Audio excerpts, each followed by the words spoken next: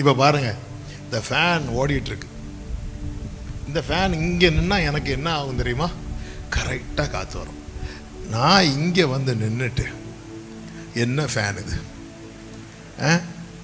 இது என்ன கம்பெனி இது, இதுக்கு வேஸ்ட்டாக காசு கொடுத்து இப்படி சொல்லிட்டு இருந்தா எப்படி இருக்கும்? அந்த ஃபேன் காற்றை நான் அனுபவிக்கிறோன்னா அது ஓடிட்டு தான் இருக்கு. நான் கரெக்டான இடத்துல வந்து நிற்கணும். இளையகுமாரன் நினச்சிட்டா அப்பா அன்பு குறைஞ்சிட்டு. அப்பா அன்பு கூடிச்சா குறைஞ்சிச்சான்னு நீ எப்போ ஃபீல், உனக்கு அது ஃபீல் பண்ணணும்னா நீ என்ன பண்ணணும் தெரியுமா? அப்பா பிரசனத்தில் வரணும். அவன் வந்தபோது தான் புரிந்து கொண்டான்.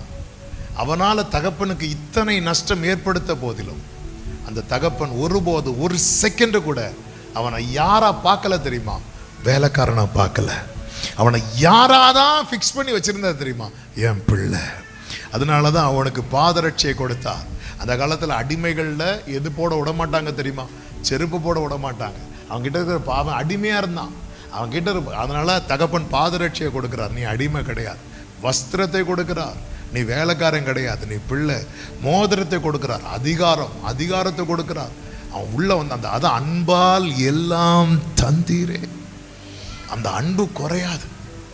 அந்த அன்புக்கு மாற்றமே கிடையாது. நம்ம விலக விலக விலக நமக்கு என்ன ஃபீல் ஆகும்? இதே போல தான். காத்தே வர மாட்டேங்குது. காத்தே இல்லை. ஆண்டவருடைய அன்பு போச்சு அப்படின்னு நினைச்சிட்டு இருக்கிறோம். நீங்க நெருங்கி வந்து பாருங்கள். அந்த அன்பு மாறாத அன்பு.